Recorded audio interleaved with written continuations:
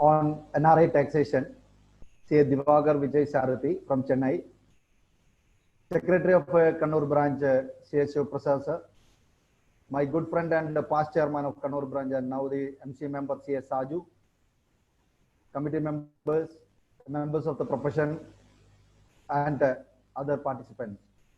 Very good evening to all of you. Today, yet another good day for the Kannur branch with the presence of a passionate professional on international and domestic taxation, that is our own CA Divakar Vijay Sarathi from Chennai. I am taking this opportunity to welcome to this great this great personality to this virtual CP seminar of Kannur branch, and thanking for accepting our invitation to present the topic for the members of Kannur branch and all the viewers and the participants of the Kannur branch. Thank you, sir, and I am welcoming once again. Thank you, sir. Thank you. My pleasure, sir. My dear participants, I am taking this opportunity to welcome all of you and take this great opportunity to clarify all your concerns and doubts regarding the NRI taxation, including the recent amendment which everybody is speaking on regarding the NRI status and everything. Apart from this, I just informing you what will be the proposed program for the next 3 or 4 days or the next 1 week.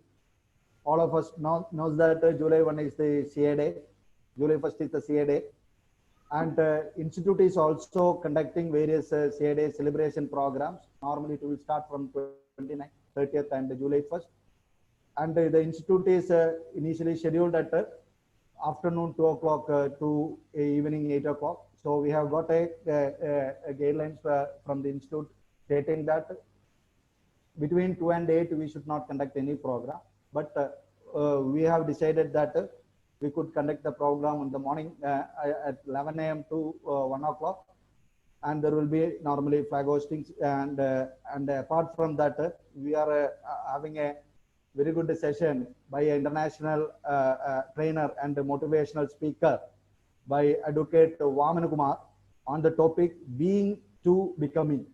That is nothing but a training to a new version of yourself by the international faculty, and he is a very passionate motivational speaker, and all of us knows that what will be the presentation of the Vamana Kumar sir. And our chief guest will be the Central Council member from the Kerala, Babu Abraham Kaluvail sir, and the guest of honor, our past chairman of SARC, past chairman George sir also accepted our invitation. So I request all of you, please be there on 1st July to make it a grand success. And the program will also be in Zoom platform only. Always we know that this is the comfortable platform for all of us for the last 2 or 3 months. And on 3rd July, I have already mentioned you, there is a program by Advocate Chaitanya sir from Bangalore, tax implication of section 56(2) subclause 10. And on 4th July, I have already mentioned you that there is another very good program we are expecting from our CA Dr. Girish Ahuja sir. That is nothing but deeming provisions under the Income Tax Act. So these are the program for the next 7 days, and I will inform what will be the program after that.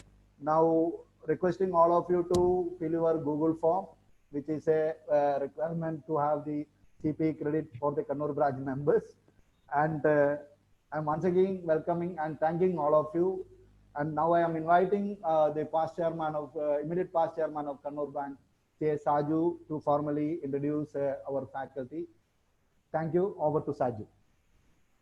Chairman of Kannur branch, CA Jay Prakash, distinguished speaker of this session, CA Divakar Vijay Sarathi, managing committee members, members of the profession and friends.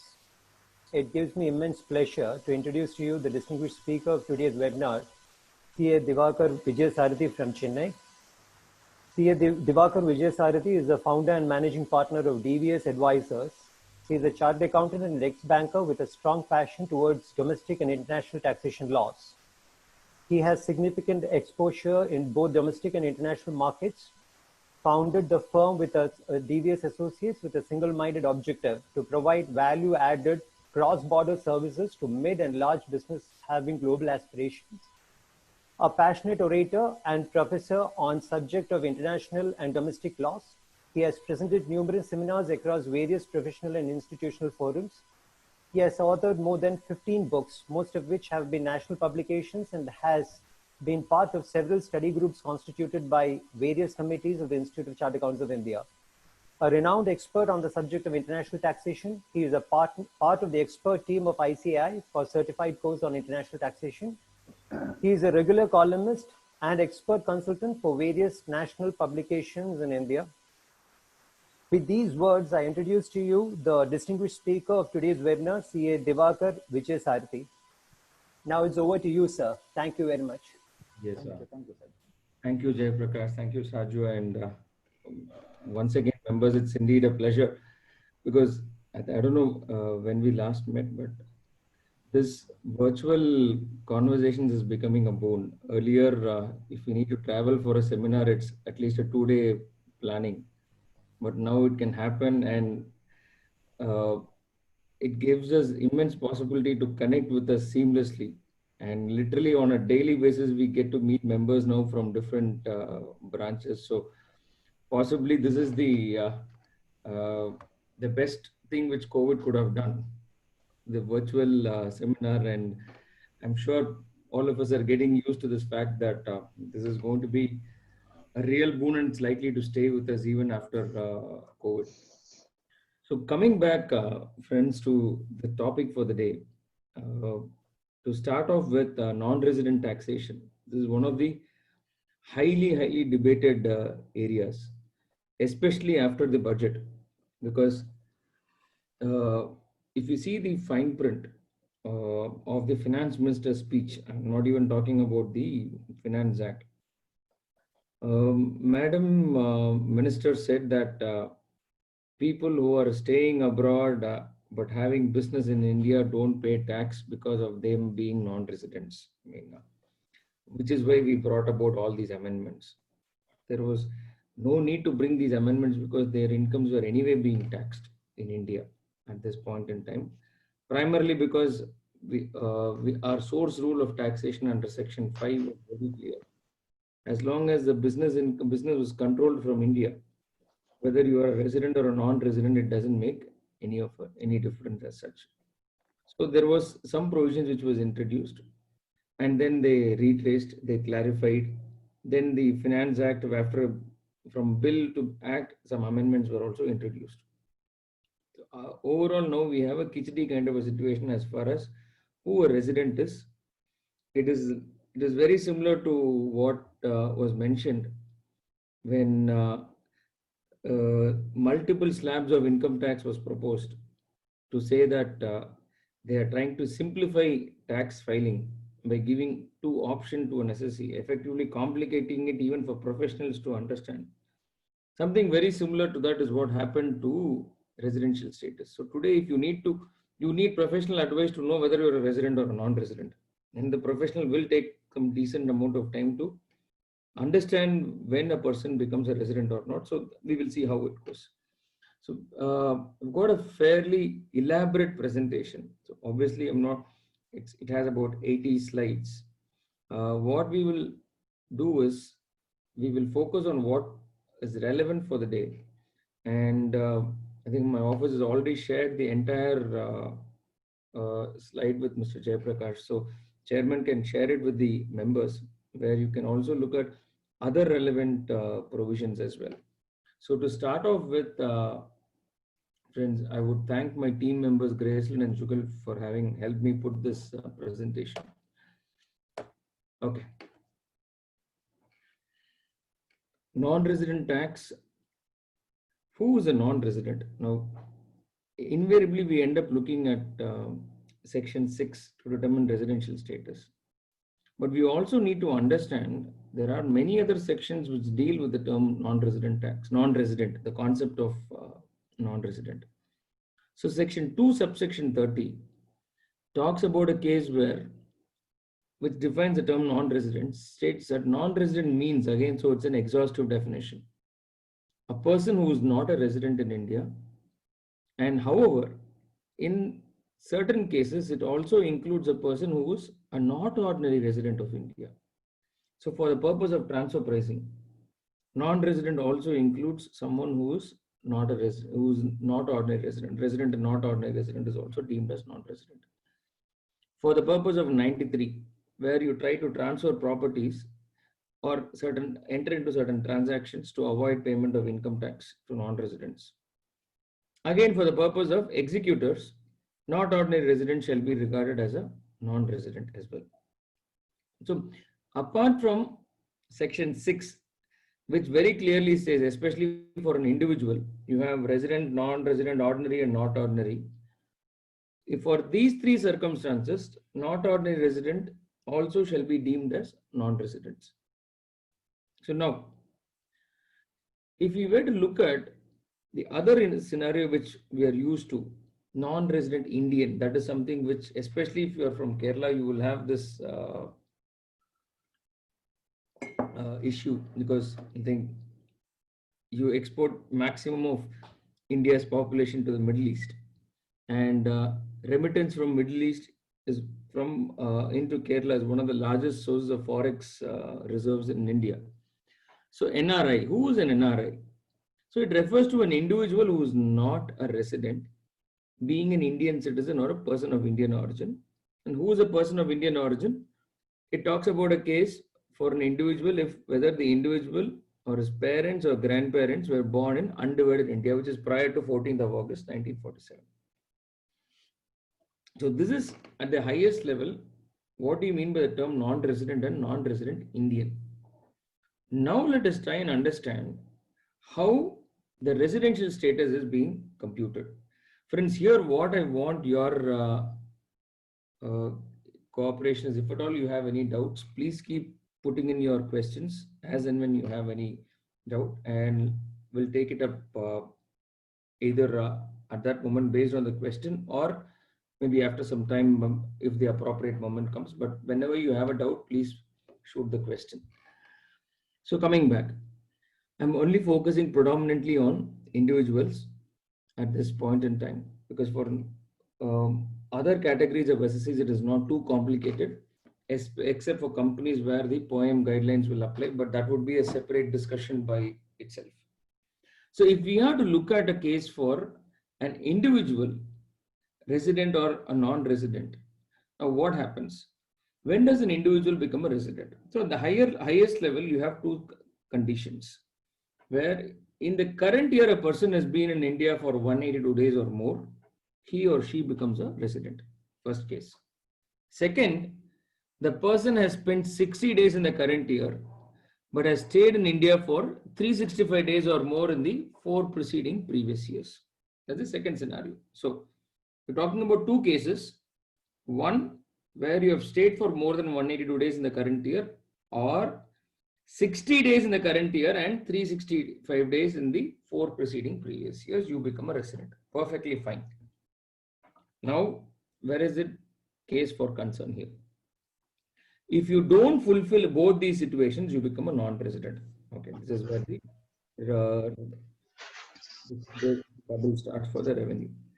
However, what they have said, in the following categories, and then hearing some other noise, if you can mute, that will be better. Thank you. Yes. However, the following categories of individuals will be treated as a resident only if they fulfill the 182-day clause. Now, this is where the trouble starts, friends. If it's an Indian citizen who leaves India during the previous year as a crew member of an Indian ship, or for the purpose of employment outside India, for him, the 60-day clause will not apply, only the 182-day clause will apply. Similarly, if the SSC is an Indian citizen or a person of Indian origin who is engaged outside India in employment, business or profession, and who comes on a visit to India during the previous year, then again, the 60-day clause will not apply. So what does it mean? So it talks about two scenarios where someone is leaving the country. So you are leaving the country for the purpose of employment outside. Say, let's say someone from Kannur has got a job in Dubai and he travels. So he's been in India for, let's say, 5 months, and the remaining 7 months he spends in Dubai. Now for 5 months it is 150 days. So he will not be he would not have fulfilled this 182-day clause. But he could still be regarded as a resident going by the first provision because of the 60-day and 365-day clause. Well, he would have been in India for 60 days and 365 days in the 4 preceding previous years. Now, for such people, what the law says under this, where someone who leaves India, that if you go to the next exception here, the criteria for the number of days for a person of Indian origin or a citizen visiting India shall be only 120 days if such person or individual has a total income other than foreign income from foreign sources exceeding 15 lakhs during the previous year. Let's look at the language of the law. It talks about income other than income from foreign sources. So if the Indian income of that person who is visiting India, if that person's income is more than 15 lakhs during the year in India, then this 182 days will be read as 120 days. So effectively, what are they trying to say? They are introducing a new concept for 60 and 180 we had. 120 now comes into picture for someone who comes to visit India for the purpose, and it doesn't talk about any purpose. It can be for any purpose. It can be for personal reason, professional reason, whatever. But if that person's income exceeds 15 lakhs from Indian sources, which is other than foreign sources, then in which case that person, if he stays in India for 120 days, he or she shall be deemed as a resident of India. Now let's go on further. Ordinary and not ordinary resident. Moment someone is a resident, right? You will go on to see whether that person is a ordinary or not ordinary resident. So for ordinary or not ordinary resident, what you need to do? That person should have been a non-resident for 9 out of 10 last previous years, and it is not or and. His stay in India should have been in the last 7 years, 7 preceding previous years, at least 729 days or less. So if a person fulfills both these conditions, he becomes a non-resident. Not ordinary resident. He doesn't fulfill both these conditions, he becomes a not ordinary resident. Anyone, and if he fulfills both these, the other way around, meaning the person has been a resident for 2 out of 10 years, and his stay in India has been for 730 days or more in the last 7 years, he or she becomes a ordinary resident. Now, that is not a cause for concern here or debate. Let's go to the next line. An Indian citizen or a person of Indian origin whose total income exceeds 15 lakhs from Indian sources, for our understanding, and who has been in India for a period of 120 days or more, but less than 182 days, shall be considered as a resident but not ordinary resident.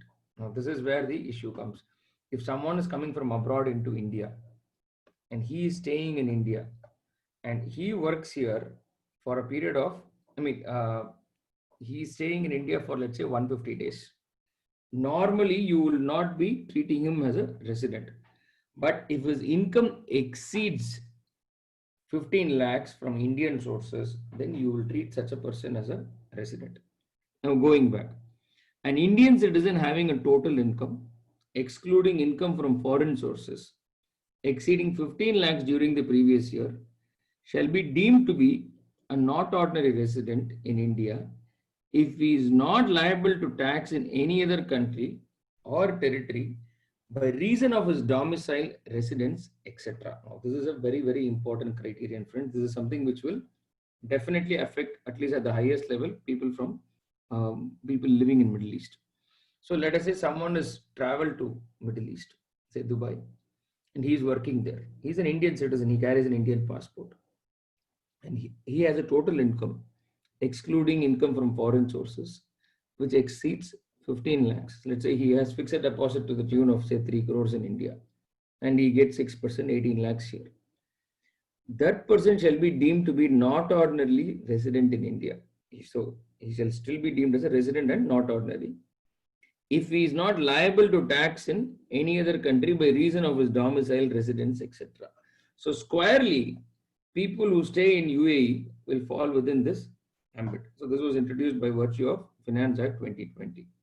So therefore, it is, and the corollary understanding is, the above person shall be included as part of non-resident both for transfer pricing, avoidance of tax, as well as for section 168 for the purpose of executors. Now, this is the first part, friends. You have any doubts, please ask, because this is where the, what should I say, maximum confusion will arise. Let's try and understand the scenarios here. I'm sorry, I think this screen sharing is lost. I'll just get to that. So let's look at it, friends. You have 60-day and 365 days and 182-day clause. You stay in the current year for 182 days, you become a resident, or you stay for 60 days in the current year and spend 365 days in the 4 preceding previous years, you become a resident. Then you have this exception which is given. I'm sorry, screen sharing is possible, sir? Yes, I'll share the screen. I'll just summarize it, then I'll share the screen. Okay, sorry. So typically, once you are a resident under any of these two clauses, the ordinary or not ordinary resident kicks in. But what you need to understand is there is an exception which is provided, or a concession which is provided for Indian citizens who are members of Indian ship who are leaving India, or Indian citizens who are leaving India for the purpose of employment outside India. For this category of persons, 60-day clause will not apply, only 182-day clause will apply. But similarly, so we are talking about outbound. And then you have this inbound people.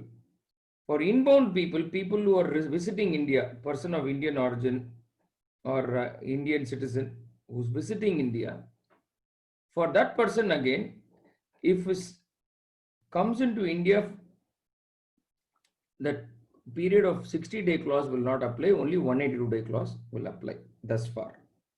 Now, what the new law says, they have left people who are leaving India, but they are focused on people who are coming into India. So if you are visiting India, then what happens? For you, you become a resident. If you stay in India, instead of that 182 days, they are introducing a new provision for 120 days. Fine. When this 120 days will become applicable, this was amendment made in the finance subsequent to the budget. Only if your India income is 15 lakhs or more, then you become a resident of India. We're talking only about residency. Ordinary or not ordinary is outside.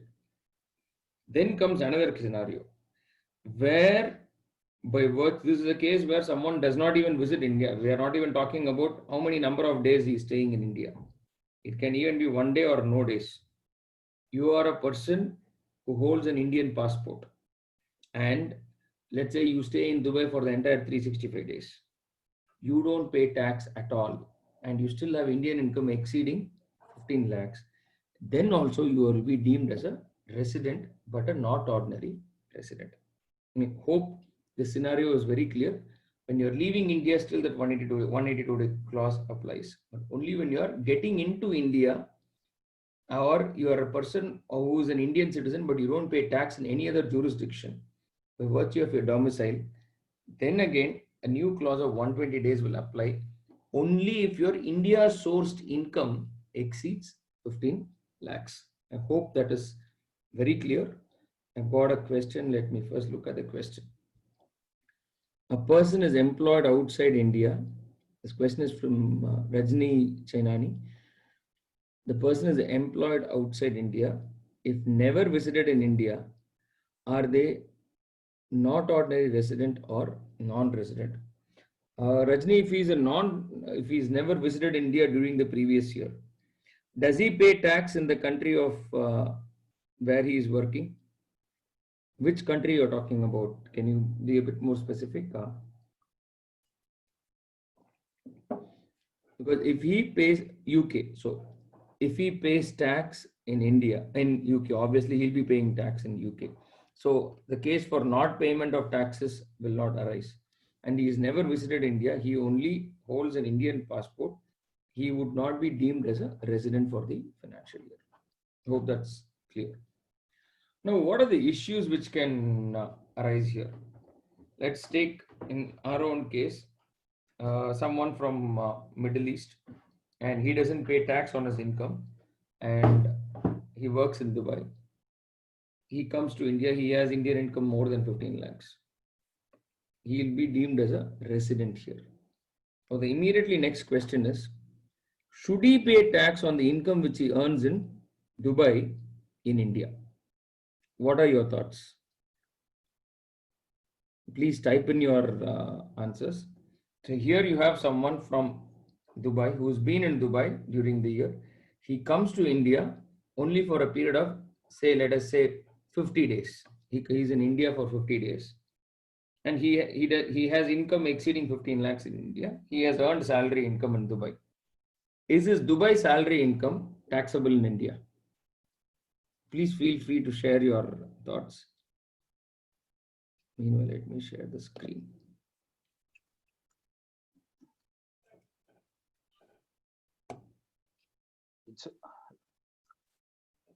Yes. I can hear some voice.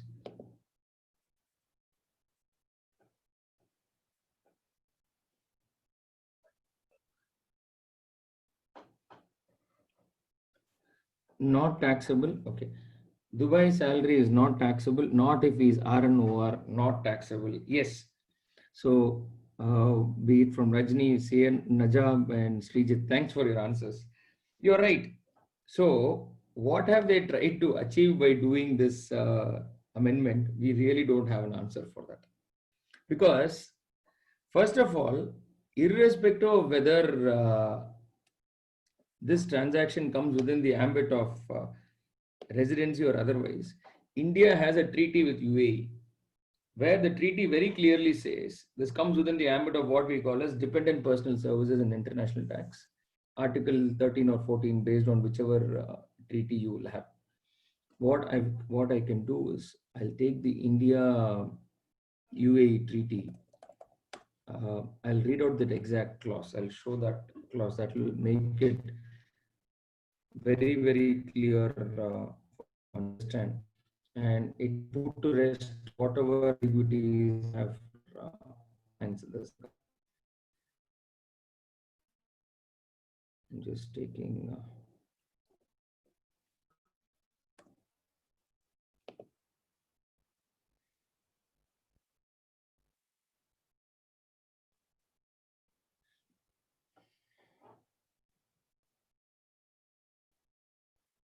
just share the screen, friends.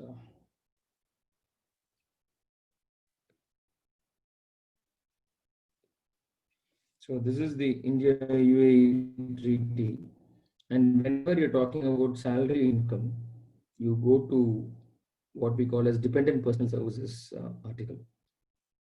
Yes, Article 15 in India UAE treaty. Subject to the provisions of Article 16, 17, 18, 16, 17, directors fee, entertainers, and all those. We don't need to worry about it. Salaries, wages, and other similar remuneration derived by a resident of a contracting state. Now, who's a resident is based on the period of stay. So in our example, someone who works in Dubai would be a resident of Dubai. Employment shall be taxable only in that state, shall be taxable only in Dubai, unless the employment is exercised in the other state, which is India. If the employment is so exercised out of India, such remuneration as is derived therefrom may be taxed in India. So now, notwithstanding anything contained above, remuneration derived by a resident of a contracting state in respect of employment, let's say resident of Dubai, in respect of employment exercised in the other state in India, shall be taxable only in Dubai if the recipient is present in India for a period less than 183 days during the relevant previous year, and the remuneration is borne by an employer who is not a resident. So if you look at it, friends, very clearly, going by the treaty, India and UAE, if someone who's in UAE comes to India and stays here for a period of say 60 days or even 130 days, even if his income exceeds 15 lakhs, his salary income cannot be taxed in India by virtue of the India UAE DTA. So there is no need to worry about any change in tax position. Also, whatever the law says, it only says that person will be deemed to be a resident and a not ordinary resident. If you look at section 5, friends, when we look at section 5 very clearly is that if you are a not ordinary resident, only your incomes from India or business income from businesses which are controlled from India are taxable, which anyways would have been taxable.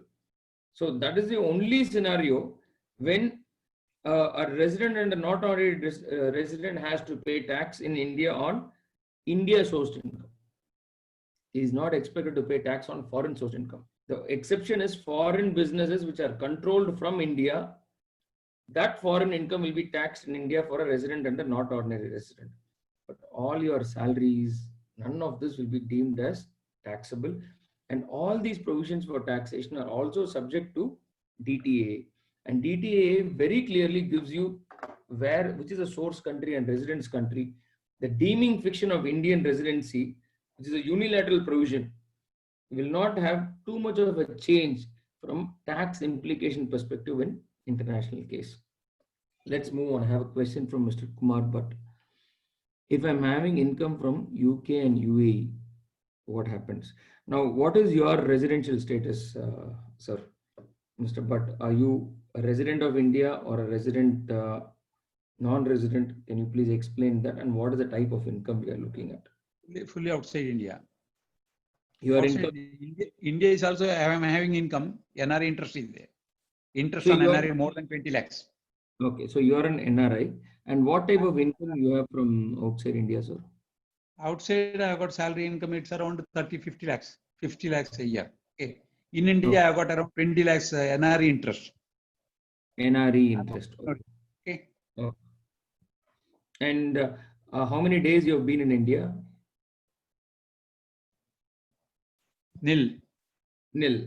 So you don't need to worry about it. You could be deemed as a resident and not ordinary resident, because if you're staying in, that is only from an India standpoint.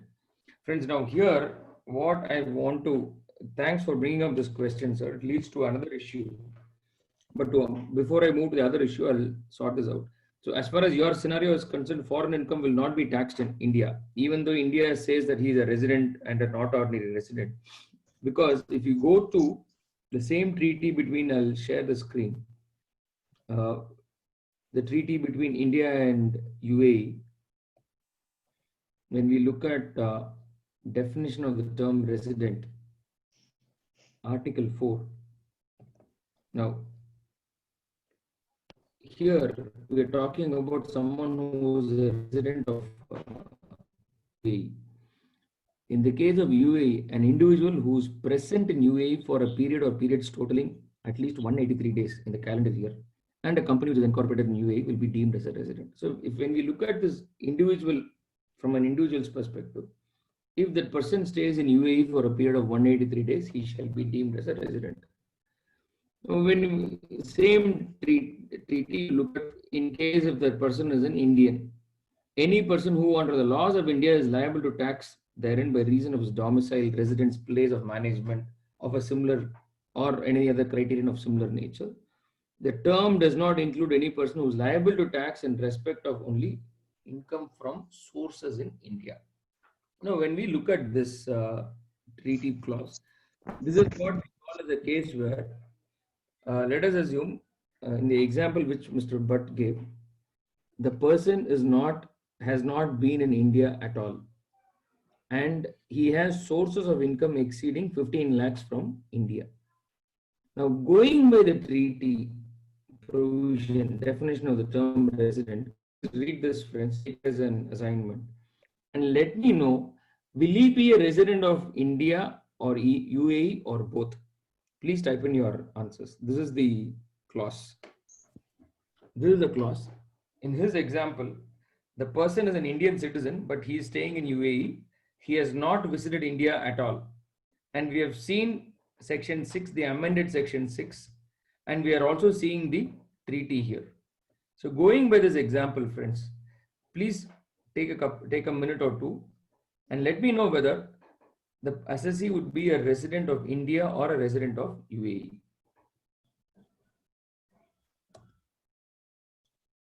I'll be non-resident, right?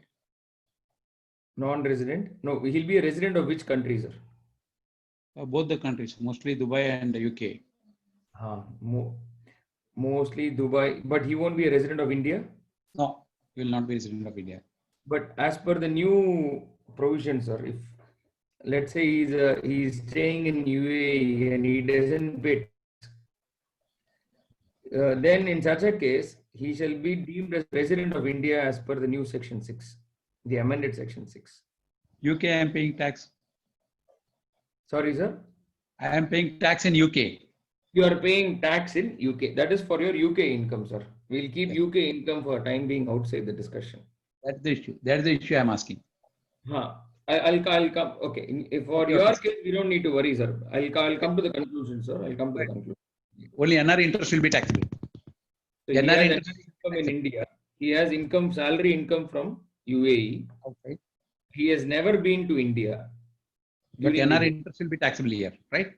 NRE income is anyway taxed. There is no question about it. Okay. Okay. Go ahead. Okay.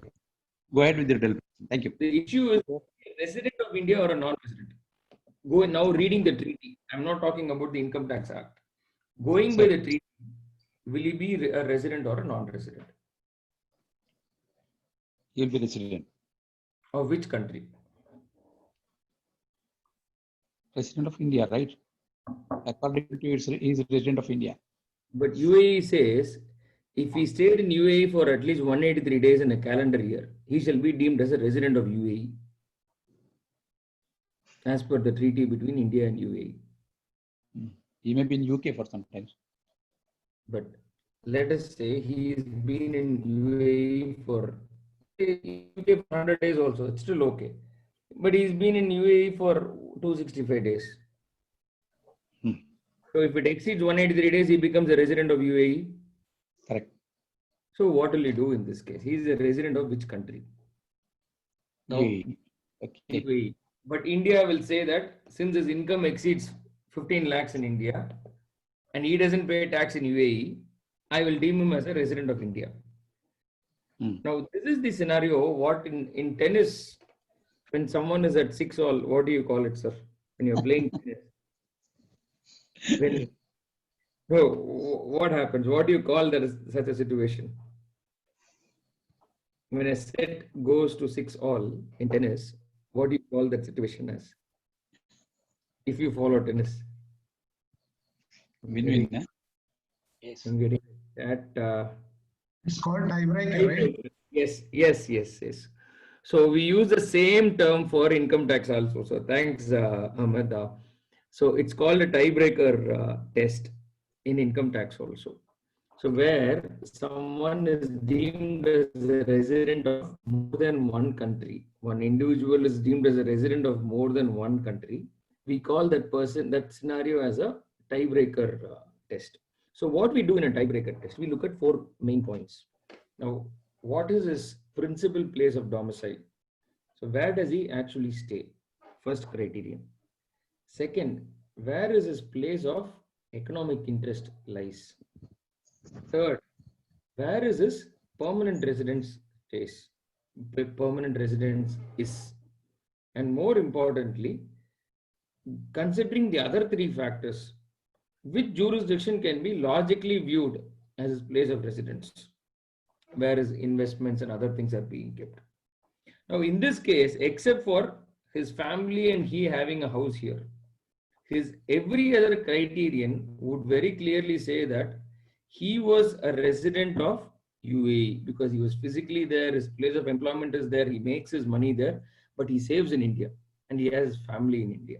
It's a classic case of what we call as a tiebreaker test, and using the tiebreaker test, you will determine where a person is a resident or not. Now, what I will do, I'll again share the screen, and I would want you to read the next clause in the definition of the term residence, friends. Just look at this.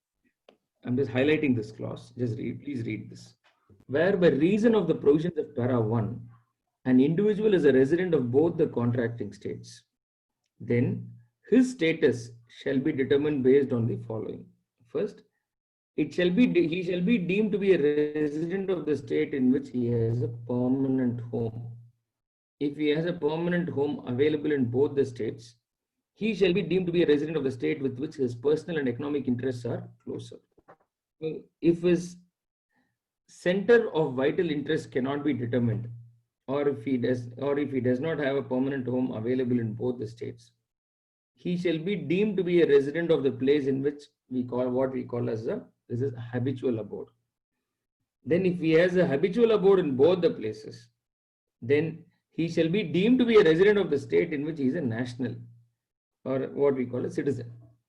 If he is a national of both the states or neither of them, then the competent authority shall settle the question by mutual agreement. So, അത് പക്ഷേ അയാളെ വിളിച്ച് പറയണത് ഒരു ബോറാവും. Basic fundamentally തെറ്റുകളുണ്ട്. Sorry, sir. പറയണം. അയാളെ okay okay okay okay Yes. Okay, so hope it is clear now. So this is how a tiebreaker test actually gets resolved. So when whatever the government of India brings out in terms of a regulation, that is not going to affect the international person. That's the message which I wanted to drive home.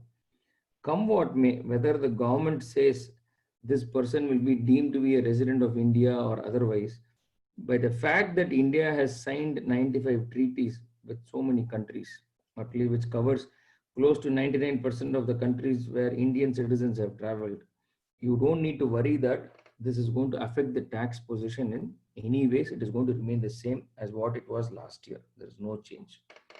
Now, will he file return in India? It's a question from Mr. Rajni.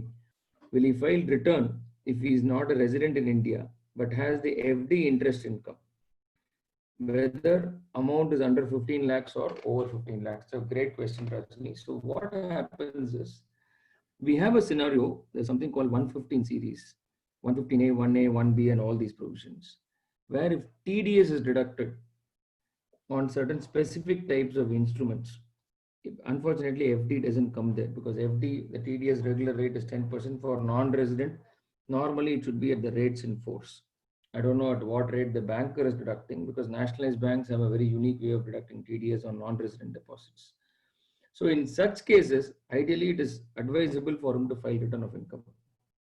Only in scenarios where the SSC comes under the flat rate of taxation and TDS has been deducted on that flat rate, then there is no need to file a return of income in India for non-residents. Something like royalty, interest on debentures where the investment is made in foreign currency, specified bonds.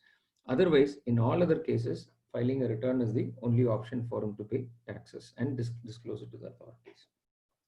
So moving on, friends. Before that, Divakar, Yes, I am Suresh Kumar. Yes, sir. Please, sir. I have two doubts, sir. In the doubt which Kumar Bhatt has asked, you said that interest on NRE deposits being more than 20 lakhs. Because he is a resident of UK, having stayed in UK only. Okay, let's So say for this determination of that 15 lakh, there is an explanation which says that for the purpose of this section, the expression income from foreign sources means income which accrues or arises outside India, except income derived from business controlled or in a profession set up in India.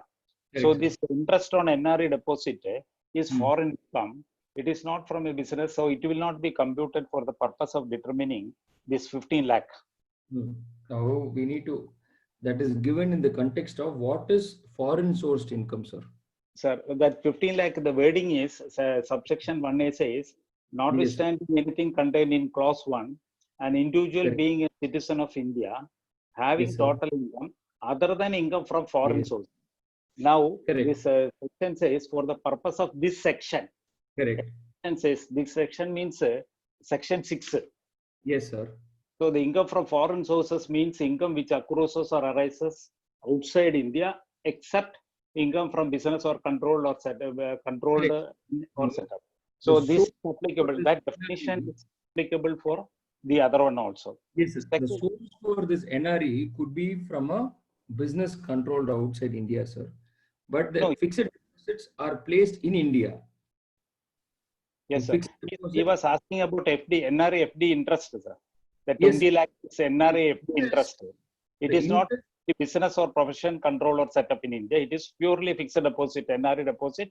It is accessible under other sources, if at all, not yes, business. yes, So yes. therefore, that will not be computed for working out this 15 lakh limit. Once No, this 15 lakh limit is not taken, then he will not fall in this category. Can I This explain? Can I explain this? So, there, if we understand the context in which that was given, sir, the foreign source business income will not be treated as part of 15 lakhs, sir. Now, NRE interest, NRE deposits kept in India on which whatever interest comes is Indian income, sir. The source for that NRE interest is not specifically excluded here. It says except income which comes out of businesses which are controlled from abroad, sir. The interest on that NRE deposits very well comes from India. Probably the source for putting the deposit could have been from surplus profits of money which is kept outside. But the interest income per se comes from a bank which is located in India. There are tax exemptions which are provided, but the reason for giving the tax exemptions are very different. The government wanted foreign currency and other things. But the source is very much within India, sir. Because even in the explanation which was added, if we look at it, sir, both in the explanation to section 6 as well as to section 5, which talks about scope of total income, for a resident and a not ordinary resident, any income from a business which earns income outside India from a business which is controlled from India will be taxable in India for a non-resident and a not ordinary resident. But if the business itself is controlled from outside India and it has income from outside India, it will not be taxable for a resident and a not ordinary resident. The same logic is what has been extrapolated within section 6 in the new explanation. Because what they are saying that 15 lakhs talks about foreign sourced income. And what is foreign sourced income is what they have very clearly mentioned, sir. Interest on NRE deposits, in our opinion, is interest income which arises out of India. Typical like any other deposit what you have. Like having an FD with any other bank. The only advantage of an NRE, it will be in a foreign currency and you will get some special rates. FCNR if it comes there, or you have an NRE account here, you have an option of maintaining it in foreign currency, you get a concessional interest rate. But it is very much within India sourced income, sir. And that interest will be treated for the purpose of this 15 lakhs. Okay. But to extra, the other question which you said, if he is a resident of UK and he has interest income exceeding 15 lakhs in India, let's say 20 lakhs in the example what Mr. Bhatt gave, we don't need to worry about it because anyway, UK is not a country in which you will not pay income tax. UK is a full tax paying country like India. So the case for that deeming to be a resident and ordinary resident, even if you have not visited India, will not arise for such person if he is coming from UK. It will only happen in countries where there is no income tax, sir, which is typically the entire Middle Eastern zone as of now. We don't know, next year they might introduce income tax as well there. Okay. Anyway, thanks a lot for your question, There sir. one more doubt, sir. Yes, There sir. are few chartered accountants practicing in Kannur. Okay. They are also practicing their offices in Dubai. So if a particular chartered accountant was in India for more than 120 days during the year, Okay. and he was outside India or in Dubai for more than 182 days, because this earlier Dubai, he cannot be a resident of both places because for both countries it is 182 days. Correct. So, but here now it has been reduced to 120 days. Therefore, he can be a resident of both India and UAE. Then in Yes. that case, this tiebreaker rule and the double taxation avoidance agreement, all those things will happen. Exactly. That's how it works. Therefore, in the case of these chartered accountants, if there can be a situation where they will be resident in India as well as resident in Dubai, and all Yes. the implications will be there. Exactly, sir. So if by law we are able to prove that he's stayed in Dubai for more than 183 days. Let's say he's been in Dubai for 250 days and or say 240 days and 125 days in India. Technically, we've got a great case to say that that person will be a resident of Dubai by UAE by virtue of the treaty. Then it's up to the revenue department to prove it otherwise. So this is only a unilateral change, sir, as far as what India has done. And without a corresponding change to the treaty, this provision per se will not hold much water. Because ultimately, what are they trying to say, sir? They are the CA, let us say he has a branch in Dubai and he makes money in Dubai and that money stays there. India will say that is a business. Let's say India says that person is a resident and a not ordinary resident. His income, which is earned outside India from a business which is controlled outside India, is actually not taxable in India, even for a resident and a not ordinary resident by virtue of Section 5. So bringing his Dubai income to tax in India will not happen unless the Indian authorities prove that that business is controlled from India. And as long as that part is taken care, let's say the CA office practice in Dubai is separated is constituted as a separate entity, and he travels there and comes, we don't need to worry about that income being taxed in India, sir. Okay, thanks. Thank you. Thank you, friends. Moving on, I'll get to this.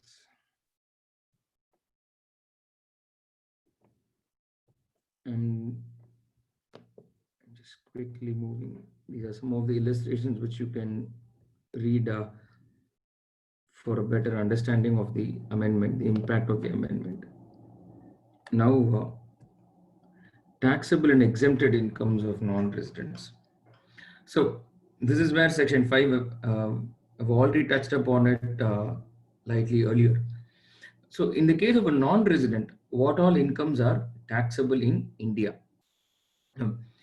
which is what we call as Indian income. Income which accrues or arises in India or is deemed to accrue or arise in India will be taxed in India. Section 9 will quickly spend a passing reference to Section 9 because we can talk 5-6 hours only on Section 9 in terms of its complications. Similarly, interest received or is deemed to be received in India, including on behalf of a non-resident, will be deemed as Indian income. Section 7. So the NRE deposit interest will fall within this ambit, sir, what we discussed. So quickly touching upon Section 9, any income. Yes, I've got a question. Just look at it. There's a question from Srijit. Does this mean that business? What do you mean by business control from India? Is it including profession control from India, like profession and consultation given from India? It's a very, very good question, Srijit. Thanks. See, I'll just come to it in a bit. I'll just finish off Section 9, which will give you a perspective. Then I'll come and answer this in a bit. Just give me 2 minutes. I'll come back to you, Srijit.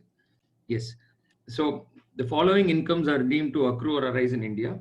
First of all, if it's if there's a business connection, this is what I was meaning. You would see when is a business control from India, it's business connection in India.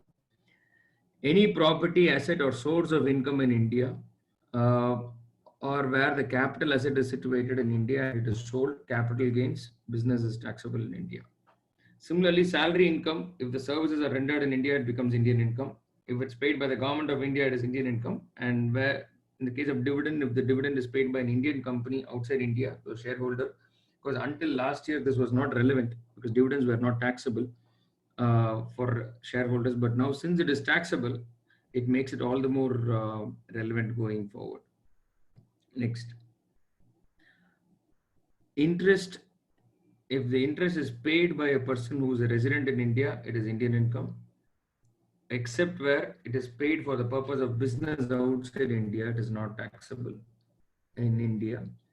Similarly, if the interest is paid by the government, a government bond, it becomes Indian income. And all your bank deposits interest earned by a non-resident will be taxed in India as if it's Indian income. Same provisions will apply to royalty and fees for technical services. Now, coming back to the question which was raised, friends, I'll just stop sharing this screen. Now, the question was, what do you mean by business control? Business which is controlled from India. Now for this, before I give an answer, I would like to go back to the treaty and I'll show you a clause. Would suggest you to please read that clause.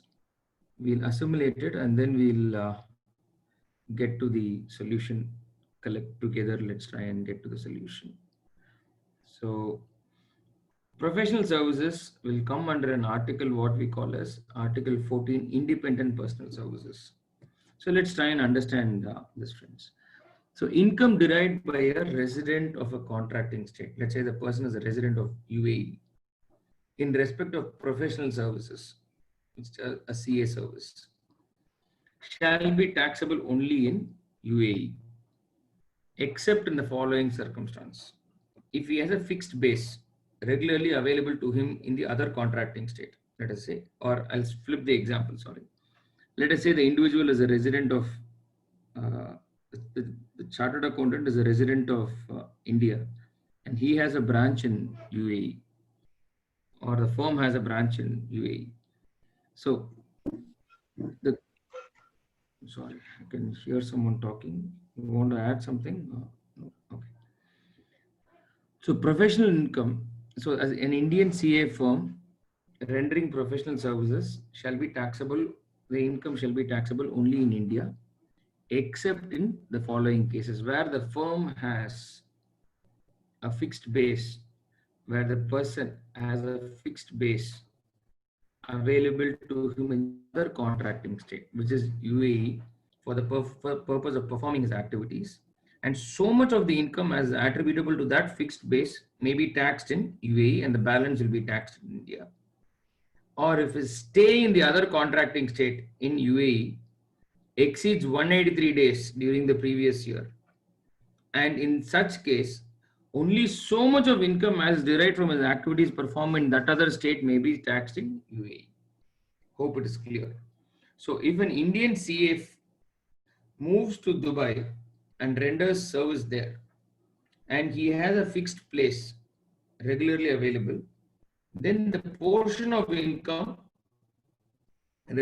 which can be attributed to that fixed base will be taxed in UAE, or where he doesn't have a fixed place, but he travels to UAE and he stays there for more than 183 days. Then again, proportionate income, which can be attributed for the activities performed out of that jurisdiction, shall be taxable in UAE. And professional includes all what we, including all our professions, accountant, lawyers, artists, and all those things. So to come back to and answer your question, Srijit, when we say a business control from India or a CA profession, there are two different things. CA profession and consultation will fall within the ambit of independent personal services. But when we talk about a business, what happens is, when we go to section 9, it says you must have a business which has a business control in the other country. But when it comes to a treaty, you have two articles, Article 5 and Article 7. What does Article 5, which talks about business? Because from an income tax perspective, profits and gains of business or profession are viewed similarly. But in an international parlance, both professional income and business income are viewed differently. So for professional income, there has to be a fixed base in the other country, or you should have stayed for 183 days. But for business income, you need to have what is called as a permanent establishment. So if forget it's a CA profession, this person is a software engineer and he goes there and he does some work there. He has a firm here. The firm has a branch in the other country. Now that branch will be deemed as a permanent establishment by virtue of Article 5. Now, what is Article 5? It gives you definition of the term permanent establishment and what is a P. I mean, we can talk a lot about what a P is. So to summarize your question, to give an answer to your question, a business is deemed to be controlled from a different jurisdiction if it has a permanent establishment there of substance, and portion of their profits will be attributed in that country. If it is controlled from India, when we say, if the brain sits out of India, then it is controlled from India, but only that portion which can be attributed for activities controlled from India will be taxed in India. The rest will be taxed in that source country. For a CA profession, it comes within the ambit of Article 14, which talks about a case where you have either a fixed place, the CA has an office there in that country, a fixed office, then the income from that activities carried on from that particular jurisdiction will be taxed in that jurisdiction, or he goes and stays in that jurisdiction for 183 days, then again his income will be taxed only in that jurisdiction and not in India to that extent. Hope it's clear. But the attribution of profits is a gray area when it comes to international tax. In February 2020, the government of India, I mean the CBDT came up with a 20-page, I mean a 90-page circular on how profits are to be attributed, and that's one of the most detailed exercises what the government of India has so far done. I'll just figure out if our presentation on that circular is available. If it's there, I can share it with the group for further reading, or I'll mail it to Mr. Jayaprakash. I'll just ask my team to mail it to me right a sec. Just 1 second, friends.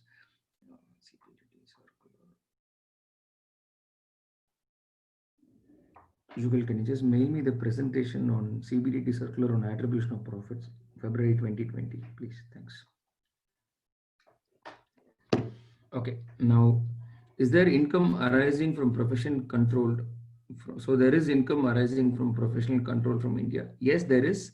But if he has an office there in Dubai, proportionate income will be taxed in Dubai only. It won't be taxed in India. Or if he stayed in Dubai for 183 days or more, then again, proportionate profits will be taxed in Dubai and not in India. Now, in the case of a crew member of a ship, there is a question from Mr. Prashant, who is a citizen of India, traveling to various countries during the previous year and will not be staying in any country, to consider him as a resident of any particular country. Okay, fantastic. It's a great question because, Prashant, this was a subject matter of litigation also, because they were the unexpected casualties of the amendment, what we call as collateral damage. So though they were not the target for India, they wanted to target business people who go abroad, stay for 6 months and come back to India and stay for 6 months, and they don't pay tax on their foreign income in India. So for a crew member of an Indian ship who travels and who is always in international waters and is not a resident at all of any jurisdiction, consequent to the new amendment, if his Indian income exceeds 15 lakhs, even though he would not have stayed in India for even 1 day also, the person would be deemed as a resident and a not ordinary resident. He would be deemed as a resident. Whether he is not ordinary or otherwise will be based on his whether he fulfills that 7 out of 10 or 2 out of 10 or 730-day clause. So accordingly, that person would be deemed as a resident, and not ordinary or ordinary will be deemed based on his status for the other years. You're right. They will get covered under the, they will get hit under the new amendment. There is a representation which is made to the government by their association. We don't know what position the government is going to take on that. Yes. So moving on, I'll just move on with.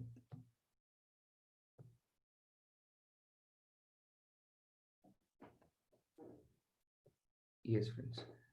So what we also need to understand here is agent under section 163. Whenever we are reading, Suresh, I'll just come back to you in a second. I'll just finish off this agent under 163. It's a very important clause. And why it is all the more imperative for us to be vigilant when we are dealing with a non-resident. Now, agent under 163 is a clause where anyone who's dealing with a non-resident and who is responsible for the non-resident to earn money in India, that person shall be deemed as an agent under 163. Now, before we get into the technicalities, let's try and understand. We all are aware of this Vodafone case, which made headlines for all the wrong reasons, at least as far as the reputation of India is concerned. Now, what happened? Vodafone bought Hutch from Hutchison Telecom in India. So Vodafone was the buyer. Vodafone did not have capital gains in India. Hutch had capital gains in India. But the revenue authorities went against Vodafone because Vodafone was the agent of Hutchison and they were responsible to withhold tax. So if the agent does not do, the agent is liable for the principal's obligation. That is what section 163 says. That is why if your client is buying a property from a non-resident, you need to ensure that he deducts TDS at that 20% rate and not at that 1 or 2% rate, what is told for a capital gain TDS. So we need to be very, very clear that whenever you are dealing with a non-resident, the rate of withholding should be what is prescribed for that non-resident. He can give you an Indian passport, can give you an Indian PAN card, but if he is a non-resident, you need to be very clear that TDS rates are different, especially when you're buying a property. So now let us try and understand what section 163 talks. Yes. So where a non-resident is not available in India, his agent can file returns and pay taxes. That's fine. And 163 defines an agent of a non-resident to include any person in India who is employed by or on behalf of the non-resident or having any business connection with the non-resident or from or through whom the non-resident is in receipt of any income, whether directly or indirectly, or being the trustee of the non-resident. Now, it also includes any other person, whether resident or non-resident, who has acquired by means of a transfer a capital asset in India. Now, this is very unique. And this, friends, please understand, all these provisions always existed in Income Tax Act. It is not that it was interpreted or included after Vodafone's case. So look at the clause. So if you are an employee of a foreign company in India, let's say you are the only employee, you manage their sourcing from India, you are the agent of the company and you are responsible for the company's taxes. The government can hold you accountable as an assessee in default if you have not, as an agent, fulfilled the obligations of the principal. Hope it is very clear and you understand why it is so important, agency as a concept. So when you are dealing with a non-resident, your client may not be the non-resident, but your client could be the reason for the non-resident to earn money.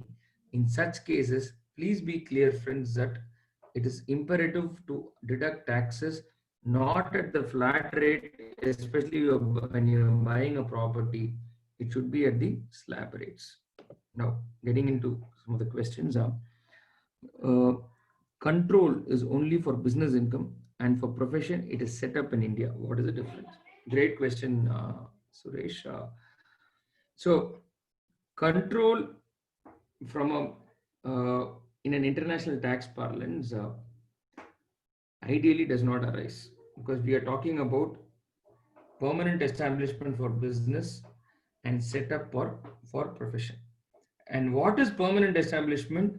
The case for control comes in. We have even in India the POEM guidelines, right? Place of effective management.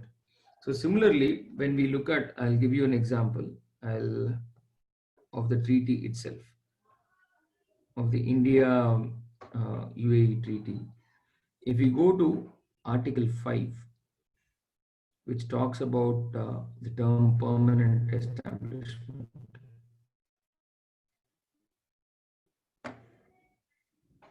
Permanent establishment includes place of management. First provision. It talks about the place where the brain of the company sits. But it also includes any branch, office, factory, workshop, anywhere. So control is not the only criterion for business income. It is also one of the criterions. But as you rightly said, when it comes to profession, it is focusing more on place of physical place in the other country. And more importantly, it also talks about number of days you have stayed. So for profession, it is both setup as well as number of days. But for a business, it is control. It also includes a multitude of factors based on the facts and circumstances of the case. Hope it answers your question. Now, we are already at 8. So what I would want to look at now is focus on a couple of very interesting amendments which have happened recently, and the impact of those amendments on international transaction, because these are very pervasive amendments, friends, which have happened. The equalization levy, which is been introduced, or rather the latest avatar of equalization levy. I'll just share the screen on that.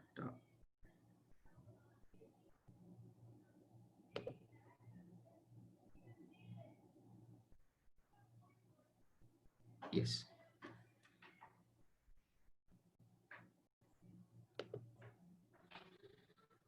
Now, just to give you a brief background of what this is. See, India wanted to tax companies like Facebook, companies like Google or LinkedIn and all these companies. But India could not tax these people. Why? Because as far as the tax position is concerned, we saw for business income, you need to have a business connection. And all these companies will say, we don't have offices in India, so we won't pay tax in India. And millions of businesses across the country were using the services of Google or Facebook or LinkedIn and for commercial purposes. And they were claiming these expenses as deductions in India. So there was what we call as in tax parlance a tax base erosion in India. But there was the base which got eroded did not get taxed in India. For example, if Mr. Jayaprakash is going to give Mr. Faisal 1 lakh rupees as professional fee, it will be an expenditure for CA Jayaprakash, but it becomes income for CA Faisal.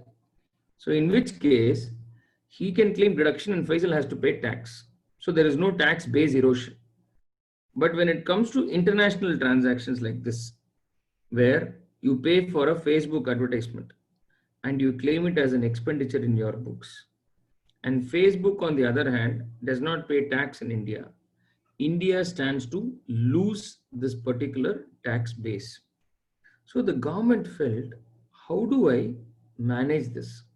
Because I'm not having a mechanism to tax these people.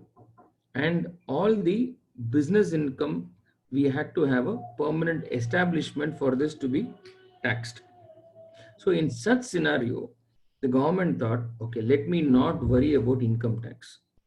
Only if I need to bring something under the ambit of income tax, would that have to be, we should follow the regular protocols of business income, personal, permanent establishment and all those. Let me bring in what is called as a cess or a levy, which is unilateral in nature. So they brought in the case for equalization levy in 2016. And that has now become a new avatar. So equalization levy is not tax. It is a charge. Like how you pay a toll road, it's a toll fee. And this charge directly goes to the coffers of the central government. And unlike any other TDS or withholding tax, if equalization levy is deducted, Facebook cannot claim a tax credit on this number in US. It is not possible for them to claim this. So this is the backdrop. It is a unilateral levy. Let's look at that levy and let us also understand what is the remedy the government is proposed, which is likely to come in times to come. I'll just get to that screen. Yes. So equalization levy is a levy to tax digital transactions by e-com companies and online advertisement income of non-resident. We're only talking about non-resident companies. Effective 1st of April 2020, the new version of equalization levy is available. What is this new version? The e-com operator is liable to pay equalization levy at 2% on the consideration received or receivable from the e-com supplier of services made or facilitated by it to a person in India or to a non-resident under specified circumstances or to a person who buys such goods or services using IP address in India. So if you are going to pay Facebook for advertising to an Indian consumer, then equalization levy is mandatory. The e-com operator has to make this payment. Now, the e-com operators of Facebook is supposed to make this payment coming on. Who is an e-com operator? Any person who owns or manages a digital platform. On what all transactions e-com supply services happen? On online sale of goods owned by e-com operator, or on online provision of services provided by the e-com operator, or on online sale of goods or provision of services, or both, facilitated by the e-com operator. And when the equalization levy will not apply if a permanent establishment exists and it is taxable by virtue of section 165.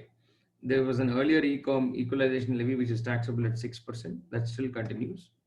Or where the size of the e-com operator has a turnover of less than 2 crore, he is a small person, then this will also not apply. And similar to TDS, there are periodic payments have to be made. Now, this is where the concern comes. Look at it, friends.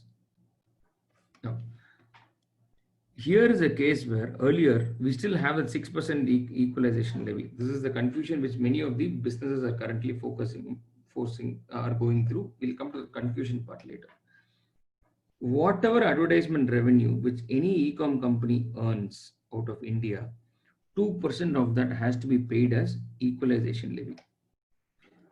In 2016, this equalization levy was introduced, where anyone who is spending more than 1 lakh on Facebook or on Google Ads, he or she is supposed to deduct 6% and make that payment.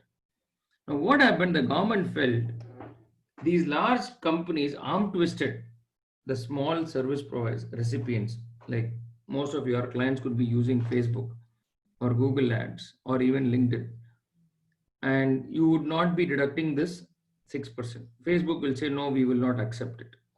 In which case, what happened? You were grossing up the payments.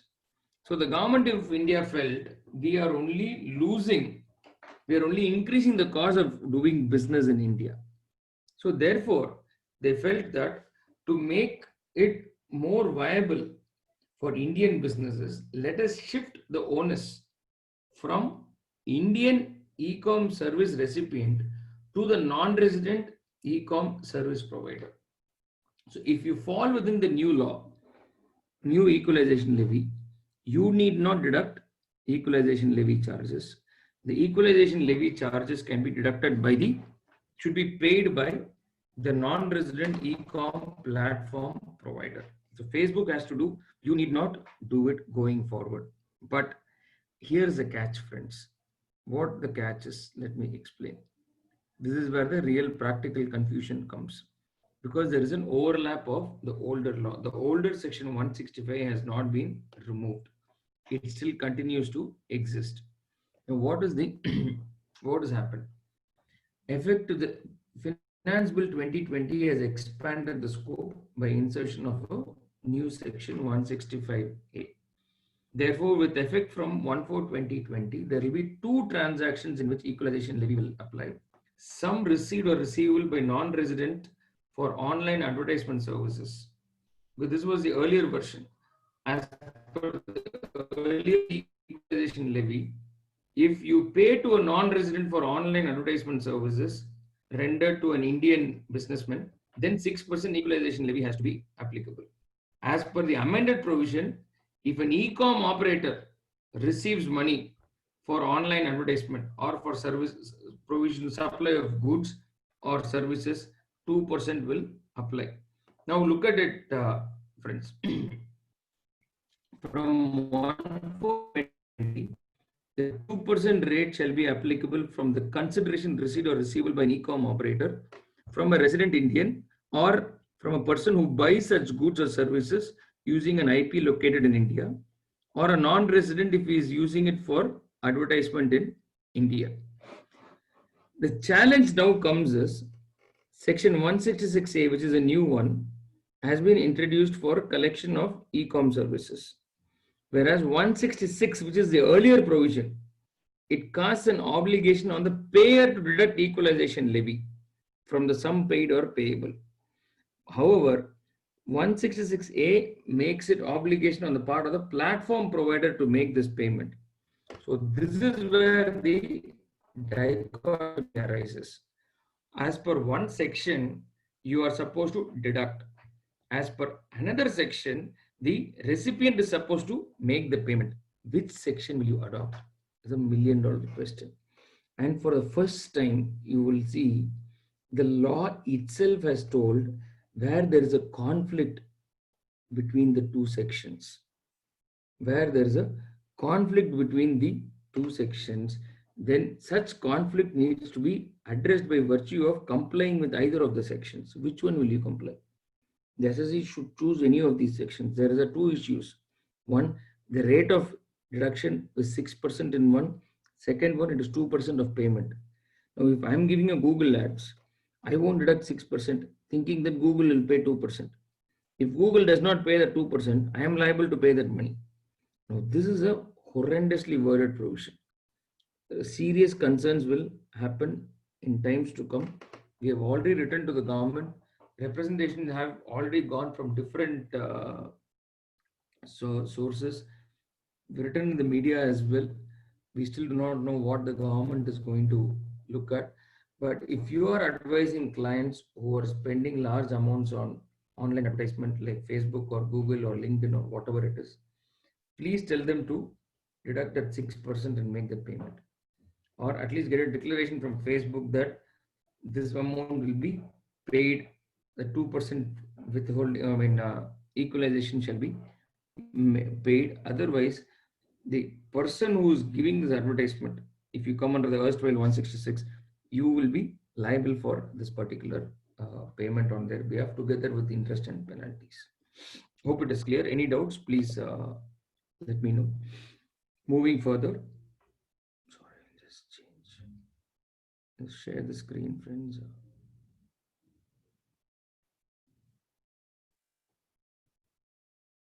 Yes.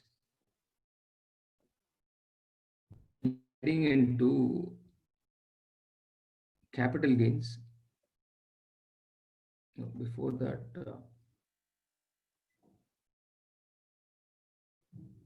private question. Yes. Are expenditure pertaining to online advertisements deductible? Okay. Now, instead of me answering this question, I would request the panel, the participants to answer. Online advertisement, is it a deductible expenditure in your P&L? Can anyone please either talk or type the answer for this instead of it being a monologue?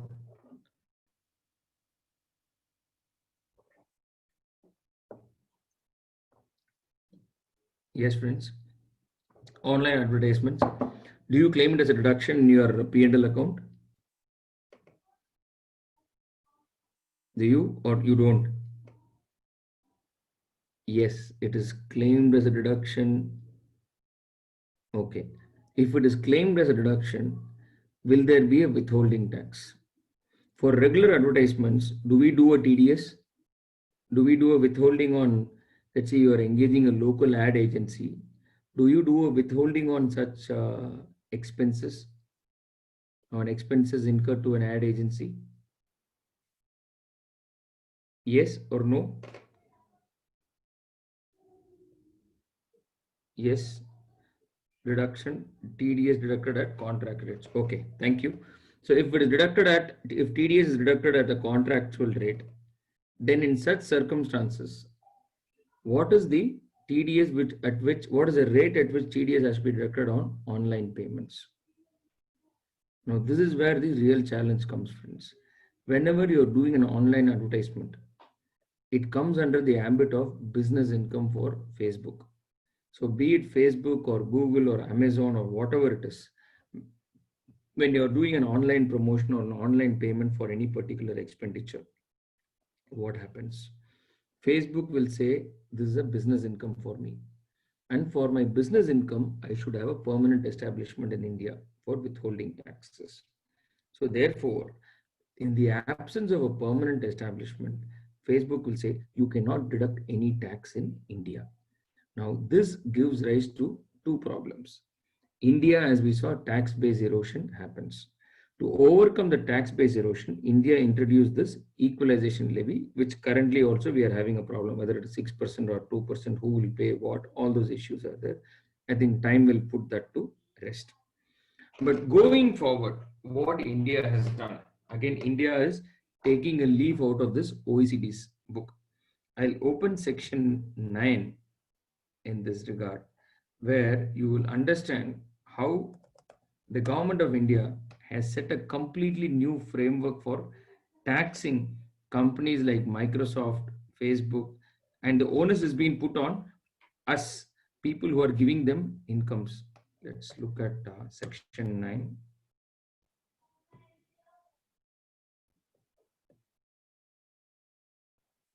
Okay.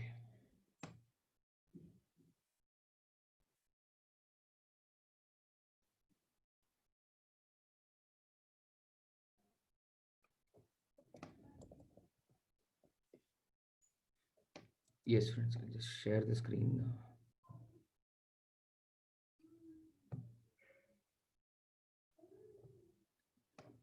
Yes.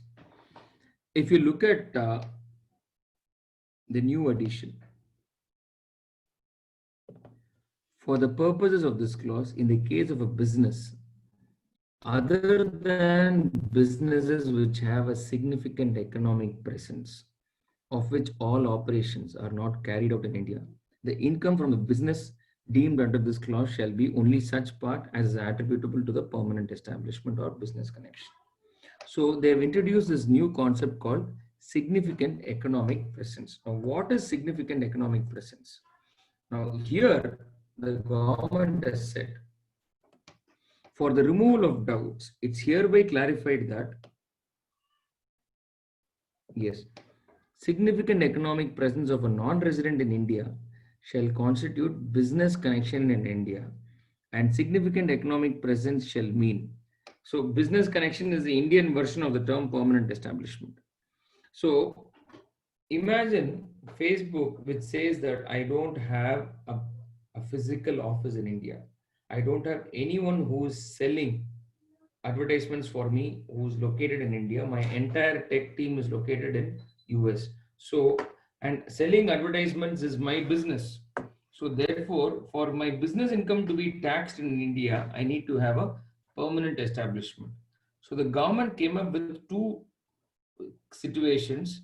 One, if you are an online business and your business exceeds certain number of users from India, then the number of users, by the sheer fact that you have exceeded the number of users, you create what is called as significant economic presence or a virtual permanent establishment.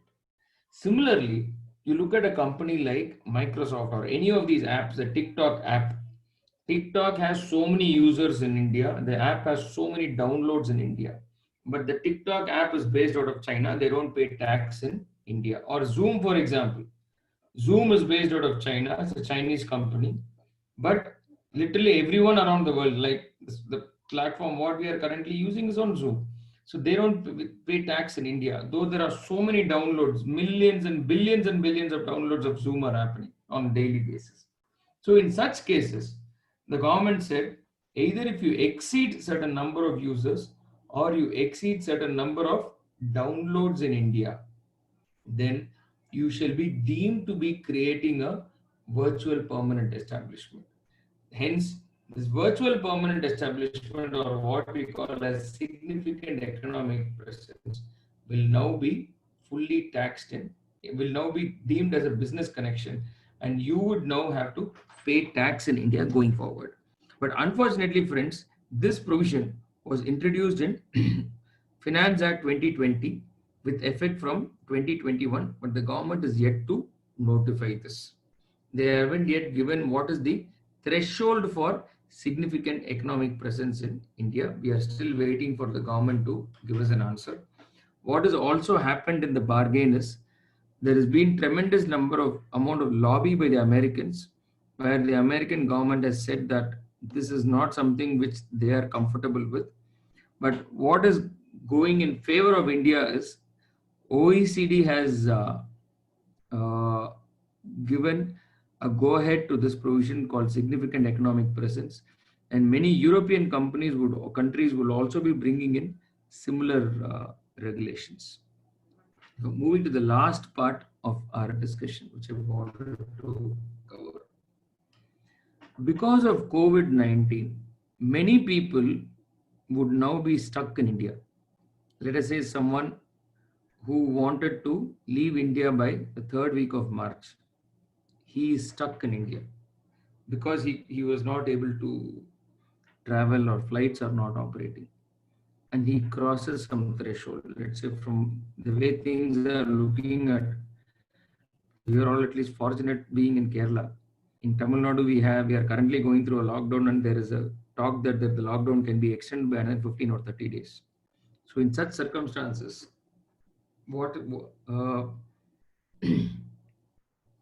imagine someone from abroad is stuck here and he is forced to stay in India for 185 days during this year. Because of COVID, he or she becomes a resident in India, and there is a possibility that because of COVID, the person could be deemed as a permanent establishment also, and business incomes could be taxed. So to avoid such difficulty, OECD came up with a set of recommendations, and these recommendations were very clear that the SSC, if someone becomes a resident by virtue of the travel restrictions due to COVID, that period of stay in the jurisdiction should be excluded, the period for which he had to stay in India. Same provision has now been introduced in India as well. CBDT has come up with a circular recently where they said, if you are stuck in India thanks to COVID, don't worry, that period will not be considered as part of your period of stay in India. So these were some of the thoughts which I thought, friends, would be of relevance to you. If you have any questions, would be glad to answer and take it forward. I think other than that, all the major areas where I wanted to cover have been covered. So any questions, let me know.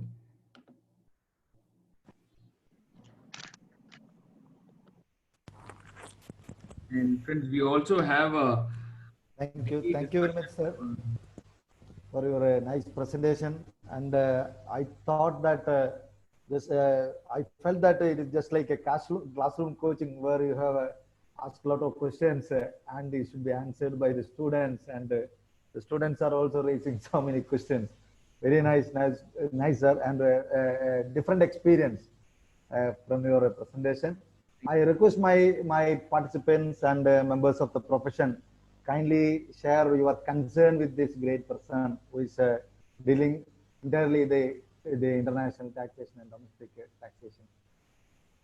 Any questions, please?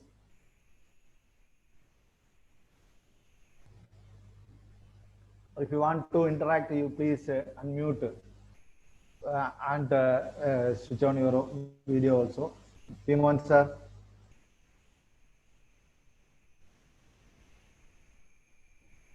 Yes. Any questions or anything is to be supplemented? Suresh sir?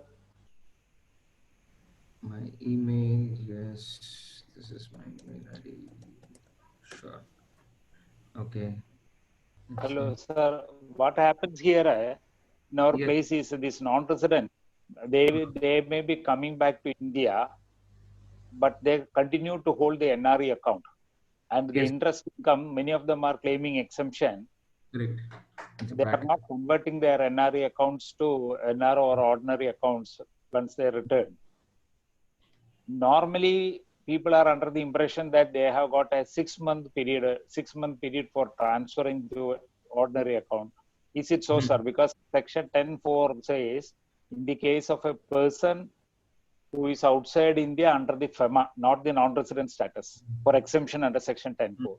So Yes. under FEMA, once he comes to India for permanent residence here, immediately he becomes he is not entitled to hold NRE account. Yes. So they are not Absolutely right. converting that. What is going to be the consequences of that, sir? Sir, what happens is, you're absolutely right, sir. When we look at the term resident or non-resident as far as FEMA is concerned, FEMA does not talk about number of days, sir. FEMA only talks about intention. If you are leaving India for the purpose for good to stay elsewhere, then you become a non-resident, or if you're irrespective of your period of stay, and if you're returning to India for good, you become a resident. Now, the moment you return to India for good, the first thing is to intimate to bankers. This period of 3 months, 6 months, and all does not hold good. There are different thresholds which people keep saying. But the moment you return, you need, with an intent to stay back in India, you need to inform the concerned banker. But the problem also, sir, in practice, many bankers don't want to convert NR account to a resident account because they have targets to give non-resident accounts. So even if you give a letter, the banker doesn't act on that. But this is something which people have to do, because post you becoming a resident, you holding a non-resident account is illegal. That is where, and tomorrow, and FEMA you can have compounding consequences at a later point in time, because FEMA does not spell out the consequences in many cases, but you can definitely have compounding consequences. Okay. Thank you, sir.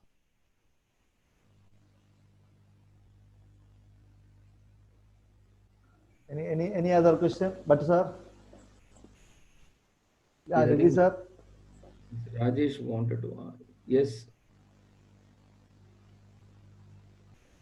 Mr. Rajesh is not Jaiprakash. Mr. Rajesh TK. Rajesh TK. Rajesh TK. Okay. Rajesh sir. Yeah, please. Sir, excellent session, sir. One of the best sessions I have ever attended. With a very young faculty, you are really great. Sir, I have my question is whether this subscription fee paid for online journals, medical journals, and published in whichever country it is, whether it is taxable, whether we have to deduct tax for that payment. It's a great question, sir. Access to database is what they call it. The data is abroad. So technically, no. So what is there is no threshold. See what happens, sir. There are two ways of looking at it.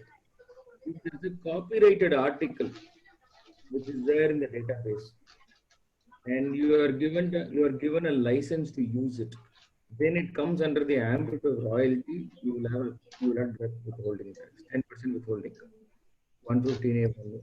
But if it is only you are accessing data which is collated, for example, CMI data or S&P index data, or data which is collected from different sources but kept in one place, then you don't need to worry about deducting withholding tax. So whenever there's a copyright involved, 10% withholding. If there is no copyright involved on the data, there's no need for withholding tax. So we can issue the 15 CSEB without any doubt, no? Yes, I mean just ensure that there is the data for which your client is paying, there is no copyright involved. That how can we ensure, sir?